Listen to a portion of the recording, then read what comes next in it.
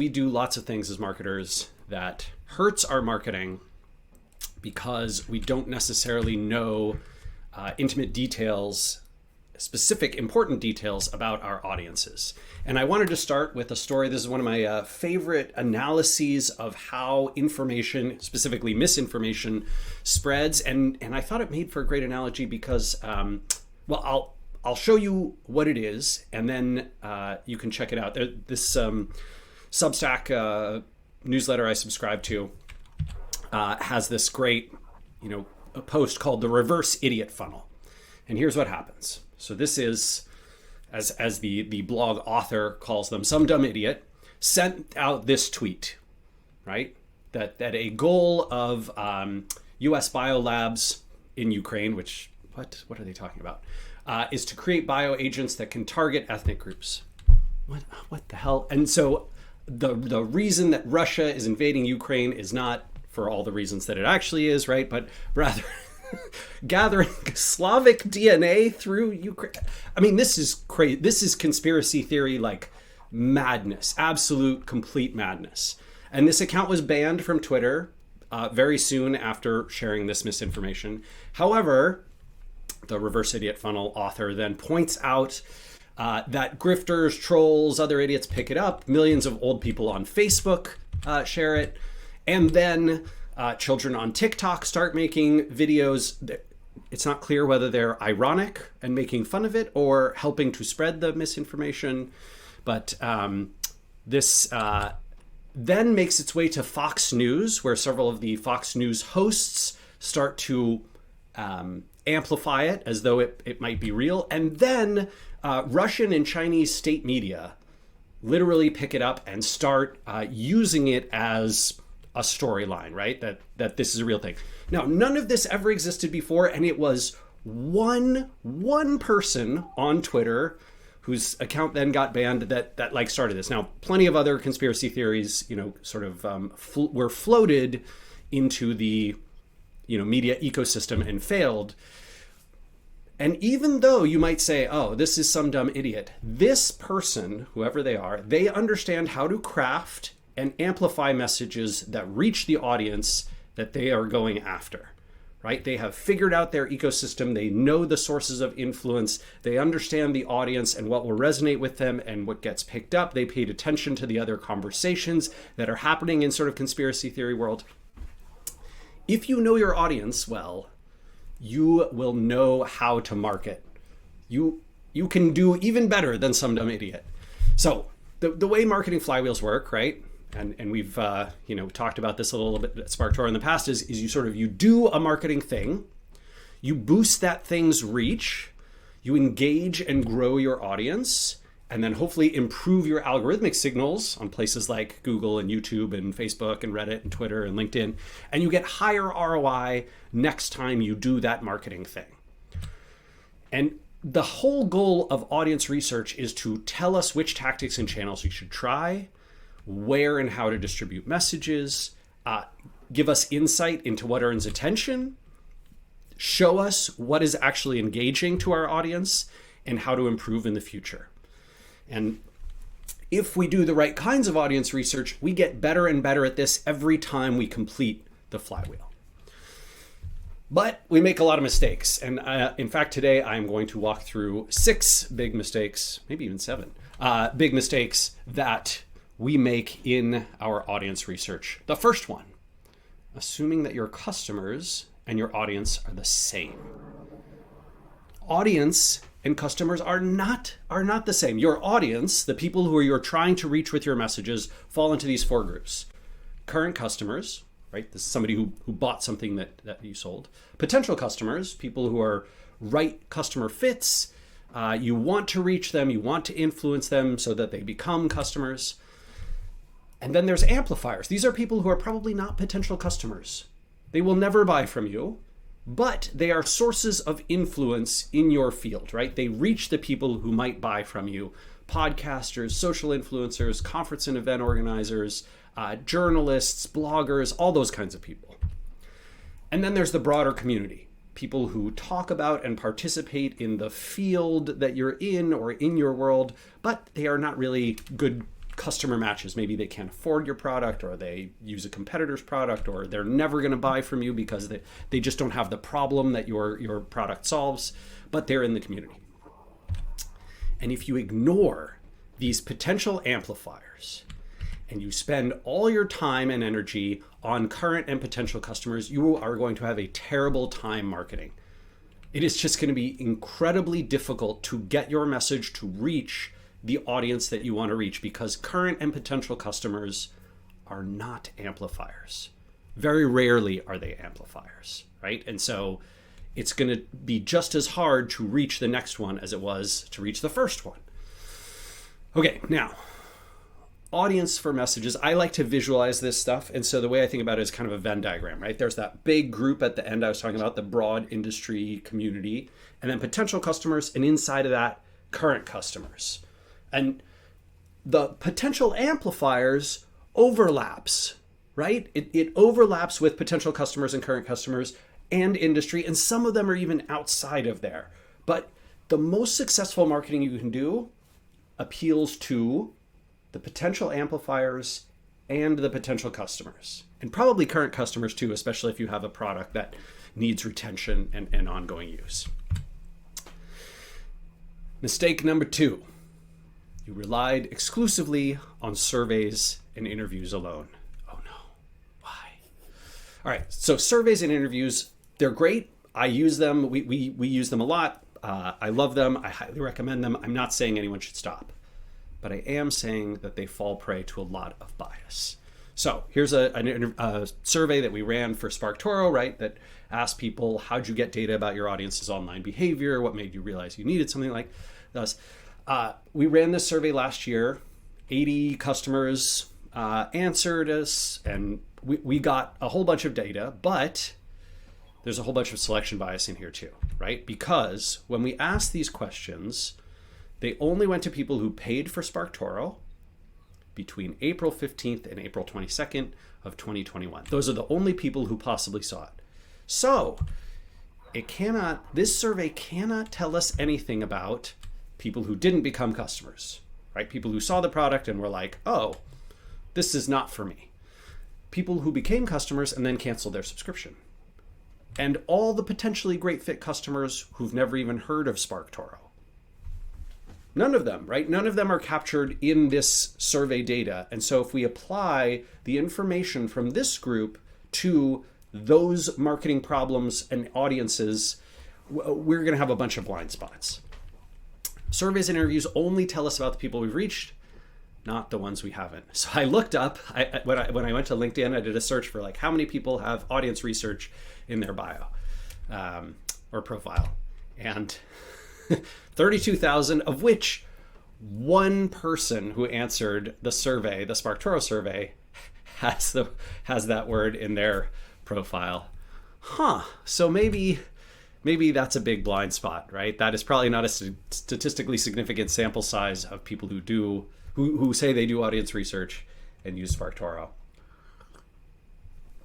What I really needed here was to add passively collected data at scale, right? Essentially, the manual way to do this is go to LinkedIn, search for audience research like I did in the right here, and then take a big sample of all these people and go look at their behaviors and send a survey to them, right? Or interview them, right? And I could do that.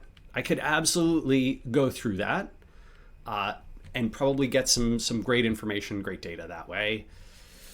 But my favorite way to combine surveys, interviews, passively collected data at scale is to start with the interview process, right? So go out, talk to some customers and some potential customers who maybe considered the product but didn't buy from us, and some people who are in the audience but maybe didn't even consider the product, and ask them about biggest pain points, right? So this is Pelliconi. It's an Italian packaging design manufacturer. They make packaging materials, relatively large, B2B company in an old school industry based out of Italy.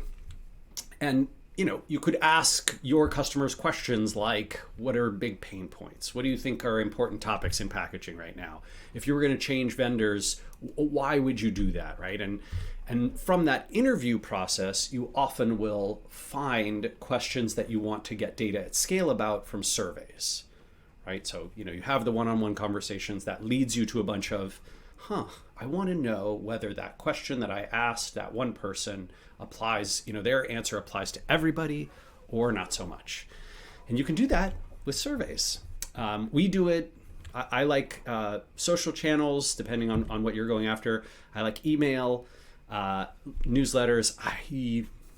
Some of the automatic survey sending stuff, through panels, like what SurveyMonkey does. I think SurveyMonkey changed their name actually, but they have a product like that. Google has a product like that. You can run on-site surveys. That's what Kettle and Fire does. Kettle and Fire, who one of our early SparkToro customers. So they run this survey, right, to say like, how'd you hear about us? Which blog sent you to us? If you select health influencer, right, they say which health influencer. And we do this too, right, where we, rather than survey, I think this was just before you joined SparkToro, Amanda, but Casey and I sent this like big, email that was like, hey, have you heard of us? Have you used SparkToro? And if so, would you be willing to just sort of answer this one question and reply? And we got a lot of replies. In fact, I spent like a month replying to all these emails. And then we used that for a lot of our product and marketing roadmap. That was in fact what led to the demographics feature in SparkToro, which was a big success because a lot of people were like, I really want demographics. So when you talked about what you mentioned on-site surveys, you mean like surveys on your website, right? Exactly. Like that's just there that people can take. Yeah. So this is just Kettle and Fire is using Typeform, and essentially right after checkout, when you click the checkout button after you've put in your credit card details, this survey pops up. This is on their mobile interface. Mm-hmm. How do you think about the getting people to take the survey, like the sort of acquisition part of it, especially when it's an on-site survey? I think there is some, I pointed out some of this bias problem here, right? That like all these groups here are very hard to reach through there. You can, with these on-site surveys, you just have to recognize that you're going to get a certain sample set, a certain kind of population who will answer these and another set who won't.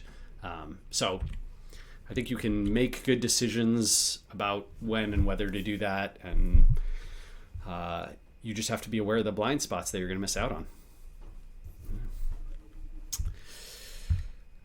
Let's see. Right. So you've done the interviews, you've done some surveys. That gives you a bunch of audience attributes. So like now you know things, right? If you're Pelliconi, you know things about your audience, like how they describe themselves and what they talk about, what they pay attention to, interests, hobbies, passions, job titles.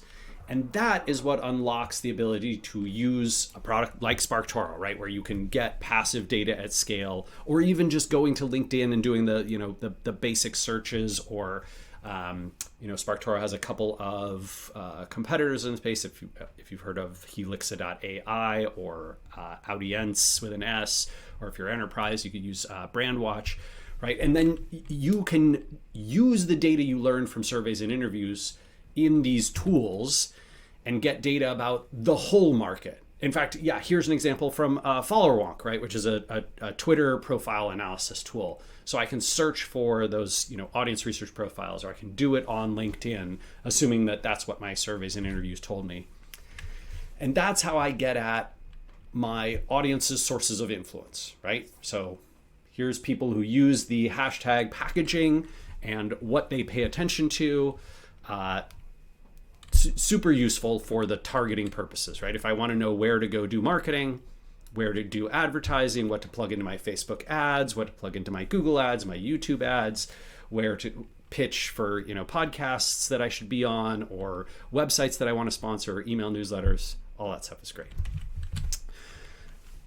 Mistake number 3, focusing on limited parts of the buyer's journey. This is a bad one. So I like this concept of the influence map. This comes from the field of behavioral design, right? So behavioral design like uses influence maps to do things like, hey, how are we going to get people to stop littering in national parks, right? And so they try and figure out, who are the people coming to national parks, and where can we influence them? What can we do to change their behaviors? And essentially looking across the customer journey, right? So customer journey maps is something that probably most marketers are familiar with. But the behavioral design aspect is essentially saying, okay, we know that the place that we intersect with or can interact with national park visitors, for example, is when they buy their ticket at the ranger station, right, to enter the park. And so one of the best things that we can do, we've found, is we don't have to worry about the problem discovery phase or the awareness phase. It's further education phase. That's the place that we have to have the conversation. That's where we can create behavior change. And so the national park rangers essentially, when you go to a national park, they tested this out, and they have a process where they just ask you, hey, what are you going to do with your trash today? Do you have a trash bag you're taking with you when you go hiking? Do you want one? You can get one from us. Will you, blah, blah, blah. And just that 20-second interaction reduced, waste problems and pick up on trails at national parks massively. And so they were like, great, that's how, behavioral design sort of intersects here. And in marketing, we can do essentially the same thing, right? Like, where are my customers learning about this problem? That's problem discovery. This is actually what a ton of the work that Amanda and I do at SparkToro is around problem discovery. Like, our problem is not, SparkToro's marketing problem is not, once you are aware of the need for audience research, do you consider SparkToro or do you consider one of its competitors? No, that's not our problem. Our problem is people don't even know that they need audience research to learn about, the sources of influence of their audience. And so our job is almost all problem discovery, right? At least at the top of our marketing funnel. But you might be helping someone whose issue is further education solution seeking. Amanda and I were talking about this with, remember we were talking about Airbnb. And we were like, oh yeah, Airbnb, their whole thing, yeah, maybe 12 years ago, problem discovery was big for them, but today it's solution seeking. And this is the key. At each step of the journey, the opportunities to impact the behavior are going to change. So a trusted publisher, in a niche space might be great for solution seeking and further education and terrible for problem discovery. So our job is to target the right audience in the right places at the right time with the right message. That is not easy, but if you at least know which problem you are trying to solve for, right, you can do much better. If what you really need to do is help people with problem discovery, don't go over investing in, further education and solution seeking types of channels. You've got to position your marketing dollars and investment and time into the channels that will actually make the difference in behavior change. For example, going back to our reverse idiot funnel, if you are, Russian and Chinese state media, and you're trying to disseminate your propaganda, and 80% of the audience you need watches, Fox News, at least in the United States, then don't go spend a bunch of energy on Die Welt in Germany, right? Like, that's not an influenceable audience, and the people that read that publication are not going to, have their minds change. But you can create the behavior change that you want. By the way, just a side note, if you're watching this, please, marketers, don't use your power for evil, as clearly is happening here. It's called the reverse idiot funnel for a reason. One of the tricks here is to use Google Trends and look at branded versus unbranded search volume. So if you're wondering, like, where in the which phase am I trying to affect? We talked about Airbnb. For example, if you look in a space and you do the unbranded, sort of big unbranded keywords, like vacation rentals, right? So that's the topic that, the space that Airbnb's in. And you compare them, Well, guess what? Here in 2009, Airbnb's big problem was brand awareness. Like just getting people to be aware of, hey, did you know you can rent out your home for short-term vacation rentals, or that you can rent other people's homes? But here, right, once they passed the unbranded search volume and they were sort of the biggest brand in the space by far, now it's problem discovery. Now it's, hey, are you considering a vacation, right? Are you considering going somewhere? Maybe somewhere where the hotel is not, where hotel style vacations is not what you want. And today, probably their big opportunity is further education and solution seeking. I think I saw Airbnb's biggest improvement, one of their biggest improvements in the last couple of years, one of their conversion rate people talked about this publicly, was when they changed the app so that when you go to Airbnb or on the website, when you go to Airbnb and you research a listing, it opens in a new window. It opens in a new tab. Isn't that wild? Like that was like a huge lift for them because they found that people would click and go back and they'd close, they wouldn't remember which listing they loved, but by opening them in new tabs automatically, they massively lifted the conversion rate of people who are considering which vacation home to rent. Incredible. All right.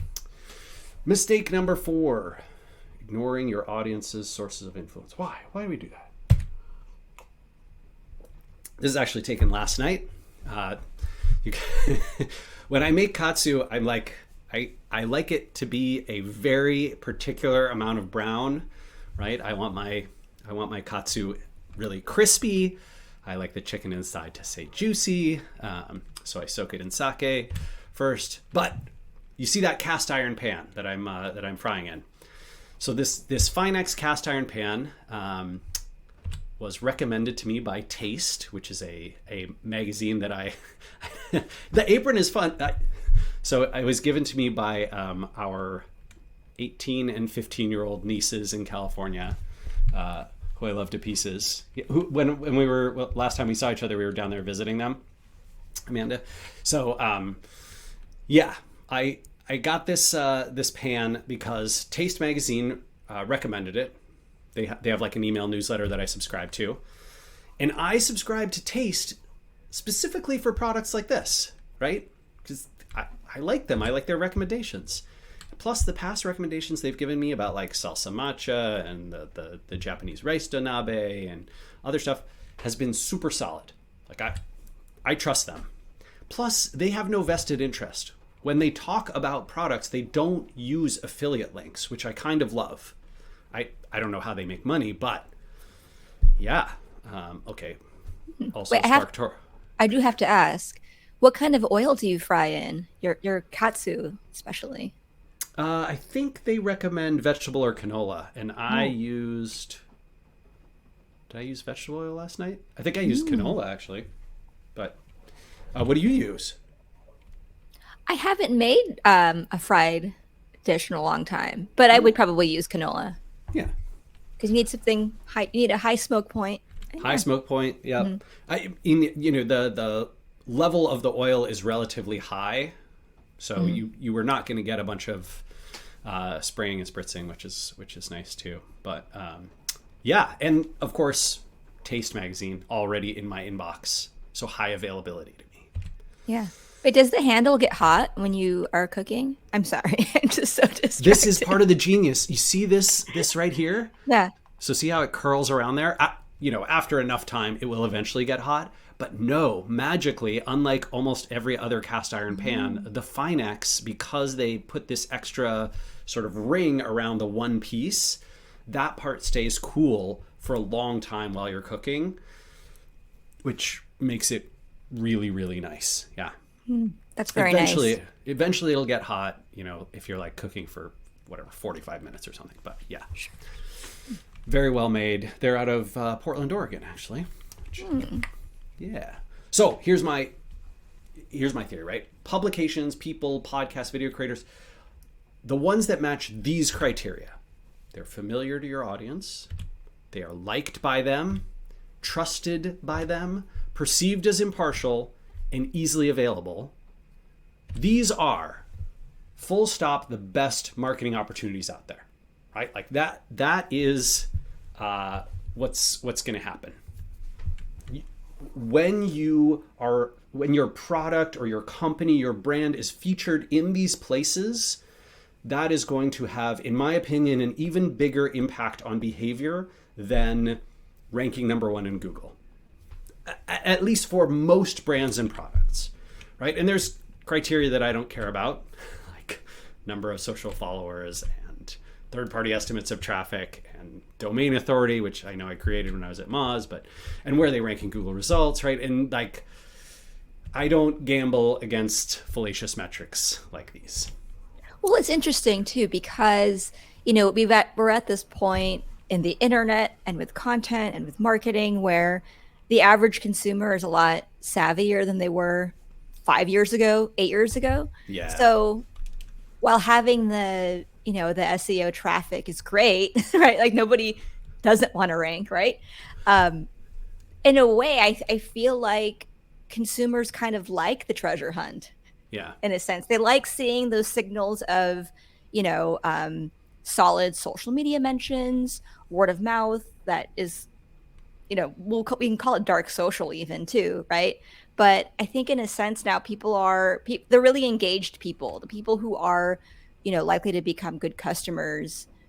I think they don't really mind doing a little bit of the search to find the right stuff, right? Like I don't need to search for cast iron skillet to know which one to look for. Like I'm more likely to look for things like through taste, right? Or wire cutter or whatever it is, where I feel like they've done all the research of testing products or researching products, and then I can just jump in and choose one based on their work.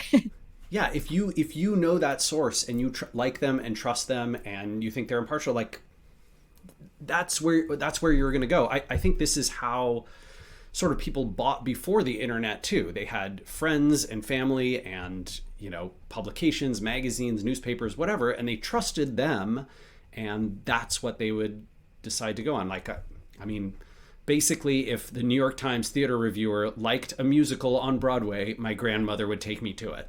And if they didn't, she was like, no, we're not going, right? Because she trusted that one particular source. And I think this still sort of exists, right? This idea of an editorial endorsement from a publication that reaches your audience. That's some of the most valuable marketing that you can do. So if Pelliconi wants to reach packaging design professionals, right, or people who are packaging buyers, this is where they want to be, right? These publications that reach high percentages of the audience, that's especially these editorial ones, just some of the best marketing that you can do. But you got to figure them out, right? Like you have to find out what these are. And I don't think interviews and surveys are awesome at this. Generally speaking, surveys and interviews might uncover a few of those publications that are usually kind of in the top 5 or 10. But if you want the full list of kind of, hey, I want an exhaustive list of what is influential in my space to this audience, you're going to have to use that passively collected data.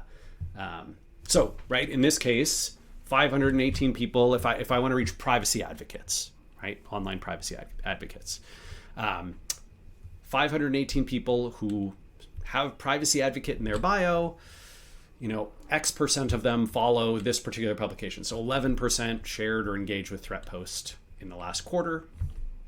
And once you have data like this, you could get this even from your own analytics.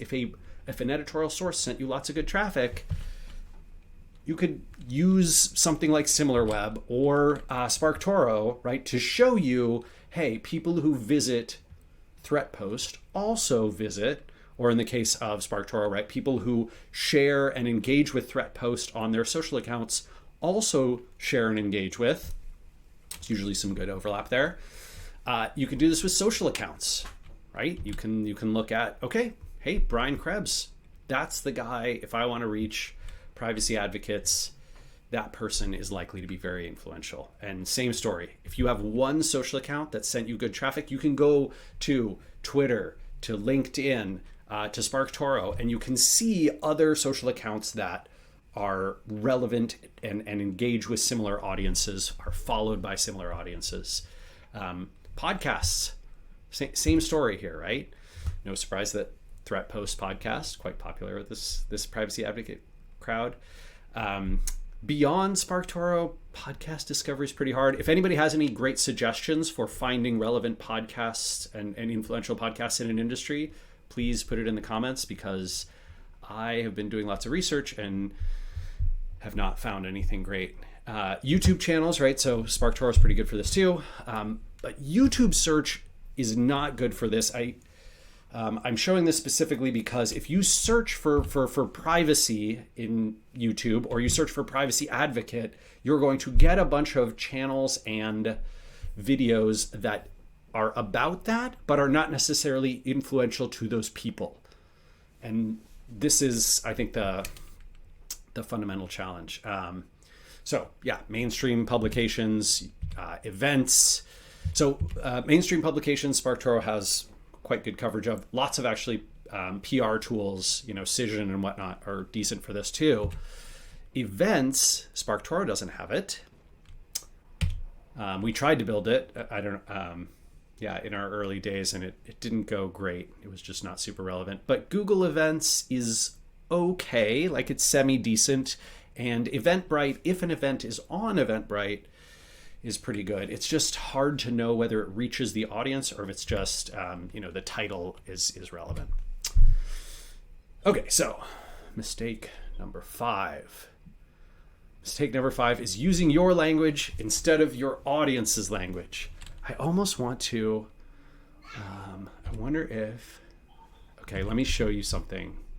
I'm gonna pause my actual presentation, and are you seeing my full screen here? I think you are. Yeah. What a clean desktop. Oh, thanks. I try and keep it pretty clean. Okay, drag you over here. SparkToro, oops, that's the trending page. Okay, so what was it, like 4 weeks ago or something? We changed our homepage. Mm-hmm. Do you remember that? I bet Amanda remembers that. I was there, yeah. It went like, yeah. Oh, boy, Twitter is slow today. Okay, so we did this homepage change 4 or 5 weeks ago. The new homepage is beautiful. Like, I really love it. I think it looks great. We worked with 54 Digital, John Saunders' company. Yeah, terrific. But it didn't go how you think it went. When we launched it, we lost about 25% of new signups. So basically, percentage-wise, our number of, our percent of people who got to the homepage and signed up for a paid SparkToro account went way down. And I actually put the, did I already pass it? No, here it is. Okay. There it is. So here's the old one. Let me open a new tab. This is the old SparkToro homepage. That's the product page. Yeah, that's the product page. This is the homepage. So this is the old SparkToro homepage. You might remember if you visited it. Audience research solved, like, here's this text or whatever. Great. We changed it to this. So this was the new homepage. Forget expensive surveys or inaccurate manual research. We did research to figure this out, right? Like Claire and Gia and Forget the Funnel folks helped us out. And a lot of our best customers described what they use SparkToro for as replacing expensive, inaccurate manual research, including surveys, to try and figure out their audience's sources of influence. And so we thought we had language crafted that was going to do this really well. Like, we were pretty sure. Yeah, well, conversion rate tanked. We waited about 3 weeks, and then Casey and I did this big analysis separately, and we were like, we can't quite figure, is it, we don't have enough traffic. Like, it's not, yes, you are correct, Clark. It is a bad headline. Thank you. However, it was validated through customer interviews. So it's tough, right? Yeah, it's definitely frustrating. Like, it wasn't my favorite headline, but it was absolutely the way our customers described us. So yeah, I was like, oh man, what are we going to do here? So Amanda and I worked on a new one, and you can see the new one, which is right here. Find your audience's true sources of influence. And then, we rewrote this part. We added these 3 tweets. I think there's a bunch more tweets that can like backfill these randomly. And guess what, friends? The conversion rate didn't just go back up. It looks like it's a little bit higher than it was before. Ooh. I mean, few, and also really, like, hundreds of people are coming to SparkToro, and that this is going to kind of like change their whole mindset around how they think about the product and whether they're going to buy it. Just remarkable.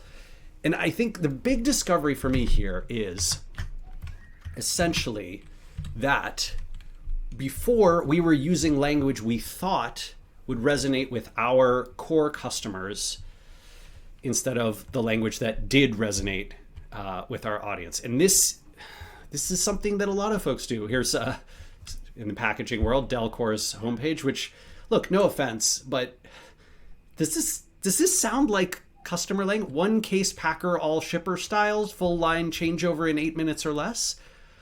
I'm not sure. Doesn't it highly innovative, smarter machines, like, this sounds corporate speak to me. And if I go and I look at what people in packaging design world are talking about, their topics of interest, the hashtags they use, the words and phrases that appear in there, like, what I see is plastic waste and circular economy and sustainable packaging. And in fact, a bunch of the most successful packaging design companies are focused on this, like, universe of what I'd call sustainable or reusable packaging, both because it is green and environmentally sound, which in the EU is especially important because of laws there, and because it's way more cost effective because you can reuse the packaging. And you get government incentives and for packaging stuff. So you have to be aware of the language that's being used by your audience and the topics that are of interest to them. And, the same stuff that's good for SEO and social isn't always good for conversion rate copy, and vice versa. But you have to know what your audience uses and doesn't use. And, very frankly, no one in SparkToro's world was publicly, at least, talking about replacing expensive surveys. Like, that was not the motivator. It was a behind the scenes kind of thing that once you're a customer, you potentially are doing. But before that, it was all about finding the sources of influence. And so I think that change was very meaningful for us. Yeah. I mean, I don't think it's any less true, right? People are finding the value in replacing expensive or inaccurate surveys, but that isn't the top of mind benefit or the top of mind value that they get from our product. So it's a good lesson for us. And I think more broadly, maybe to kind of end this on some additional advice, is I think when you use your customers' messaging or your customers' words, like circular economy, right, or sustainable packaging, I think it's also important to balance that out with other verbiage that is also just easy to read, easy to skim, easy to understand, right? I actually think it's a good idea to use a little bit of jargon that is, as long as it's validated jargon, right, relevant to the customer that they're already using, but also making sure you're using it wisely along with kind of direct response focused messaging as well. Like, to your point, right? If I'm selling Finex cast iron, I probably want to talk about how it interacts with high smoke point and low smoke point oils, right? Which is kind of industry jargon for like home cooks who know what they're talking about, and might be a little bit technical for folks who are, less interested in that stuff. Mm-hmm. But totally. But then maybe you would not want to do is maybe you wouldn't want to get into like saturated fats versus monounsaturated fats and all those kinds of things that might be relevant, but then that's just kind of going too far deep into the whole of like food science or even nutrition, where, you know, you could be a cognizant or a very mindful home cook, but maybe you don't need to read about saturated fat in a in at your top of a cast landing iron. page. Yeah, because what's the connection, right? Why does it matter for me? What's in it for me? I think a bunch of that happens. And this is just like why to pay attention, right? Because if the conversation around cast iron pans starts to include lots of, people talking about fats, you might want to go figure out why that conversation is happening and where it started. And was there like some article in Serious Eats that kicked off a big convo about this? And, oh, okay, hey, let's go play in that space, but maybe it doesn't belong on our homepage. So, all right, mistake number 6, outsourcing all your audience targeting to Facebook and Google. I'm so glad this is my favorite one. Like, oh, well, hey, we want to sell more things. We'll just spend more money on ads. By the way, this is how like 90% of businesses think about marketing, and you can see that in the stats. But I'm sure most of you have read the Procter & Gamble case study on, cutting hundreds of millions of dollars of digital ad spend, or the Chase one about cutting tons of their display advertising, or the Uber one about their $100 million wasted campaign, or the eBay case study on reducing their Google branded spend, or Brian Chesky from Airbnb, since we were talking about them. They took their paid, what he says marketing, but they took their paid advertising spend, paid digital spend, to 0 and lost about 5% of traffic and almost no converting traffic. So there you go. There's the full stats, right? Marketing represented 14.2% of revenue last year versus 24% in 2019. That's a huge cut. And obviously that all falls to the bottom line. And this goes to one of my favorite stories in the marketing universe, the parable of the pizzeria. So this basically is, pizzeria owner opens up has their pizzeria. I picked this one in Milan near the hotel we were staying at. And she's like, hey, I want to increase business, so I'm going to hand 3 neighborhood scamps some flyers to go distribute around the neighborhood with a discount code for the pizzeria. And they're going to be 3 different colors, like green, red, and white. So I can track, who comes in and which neighborhood scamp is doing the best job. And what she finds is, after a month, like the kid with the green flyer is just sending all the new business. Like 70-80% of all the customers who come in with flyers are using the green one. And she's like, my God, this kid is amazing. He fires the other 2 kids. And then she goes to her accountant, 6 months in, and the accountant's like, well, business is only up like a tiny little bit. She's like, how could that be? Our promotion is going so well with these flyers. Like, something must be off. So she follows the kid. She follows the neighborhood scamp. And what does she find? The little kid takes his flyers and he ducks into an alley right around the corner from the pizzeria. And everyone who walks past who looks like they're about to go into the pizzeria, he just runs over and gives them a flyer. He is not creating any new demand. He is merely making sure that everyone who goes to the pizzeria is using his green flyer. And that mentality, why work hard to make more sales when I could just get credit for sales that were about to happen anyway? That, my friends, is how I think most of Google and Facebook's advertising works. They are not giving you incremental lift.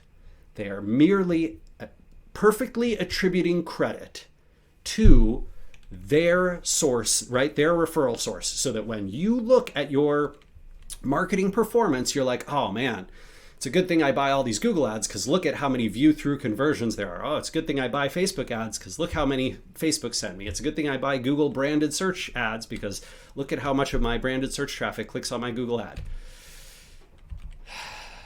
I get very frustrated with this. I don't know what percent it is globally. It is high. It is very, very high. I don't think anyone's going to stop with this, but I would urge you to do what even analytics expert Avinash Kaushik urges, and that is, if you are doing lots of advertising, the only way to know whether it's incremental or not is to shut it off. right? You turn it on and you shut it off. You can do it market by market or geo by geo and find out what the real incremental lift is. And if you use good audience research, you can take the dollars that you're saving in these investments and put it beyond just Google and Facebook, right? The flywheel that, you know, we use that provides a lot of value is essentially finding those sources that reach your audience outside of Google and Facebook, right? Because they won't tell you anymore. Ever since like Cambridge Analytica, the ad platforms have like shut off all the visibility into that stuff. Finding those sources, right? A YouTube channel, an email newsletter, an event, a webinar, a blog, a podcast, a social account, and then providing value that earns their attention so that you can hopefully, right, wow their audience and then bring their audience to your platform, site, subscription, social account, etc., and turn their audience into your audience and or into your customers.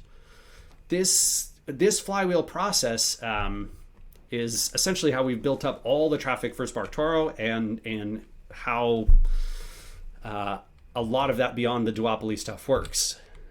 I'll show you some examples, right? So here is Packaging Europe. We were talking about the packaging world. This is Rabo Research. They sell data and consulting to EU agribusinesses, which have obviously a lot of packaging needs.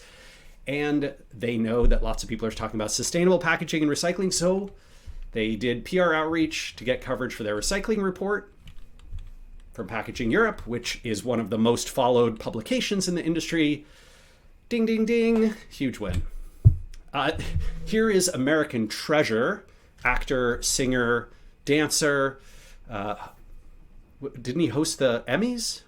Oscars? Yeah, so. Emmys, yeah. Neil Patrick Harris. And to spur, you know, he's starting a lifestyle newsletter, right? So he, it's called Wondercade. I think it's sort of like Neil Patrick Harris does the Gwyneth Paltrow thing. What's her thing called? Goop? Goop, yes. Yeah. So Neil Patrick Harris's version of Goop, he's starting that up. And so he goes to Inside Hook, which he knows reaches, or maybe his PR people, I don't know, his audience research people, reaches a bunch of the people that he wants to reach with Wondercade. And they do an article together. And it turns out Neil Patrick Harris, a surprisingly knowledgeable mixologist, delivered a great article here. And look, you can sign up for free to receive his newsletter. Hey, that's a pretty good partnership right there. Here's Cosmopolitan, who basically hired this writer, Sophie Boyden, to write a travel guide. And she worked with a hotel chain to basically fund the research and, you know, featured them in the article. Again, great partnership, find a source of influence, Cosmo, that reaches the audience they want to reach, which in this case were a lot of women travel decision makers. Ta-da! There you go, Delphinia Hotels. Big win for them. B2B space, Threat Post, doing a webinar, right, on catching adversaries, not just stopping attacks. And what do you know, Cyber Six Skill, this is the simplest one. They just sponsored it, right? They sponsored it so they could get the list of attendees and have their brand name mentioned and then reach out to folks. Again, just very smart source of influence marketing. And the way all these things worked is similar. It's you find those publications and people that you want to amplify your brand and feature you. You figure out the thing that you could do with them that would earn you their attention. You know, be a guest on the podcast, be a webinar speaker, sponsor the newsletter, sponsor the podcast, publish the research that they'd cover, run a joint survey, get quoted in one of their articles. Doing these kinds of things is what will earn you that amplification, and that's what we're seeking, right? That's what we want to do. In fact, SparkToro does this. If you look at our traffic, we have all the notations, right, that Casey and I make in there. And you can see, right, we don't use ads or SEO. We get almost no search traffic except for branded. And these spikes are featured in podcasts. These are popular YouTube channels that we were interviewed on. This is email newsletters and blogs and media. That's where our spikes come from. And you can see the broad lift over time of brand awareness. It might work for you too.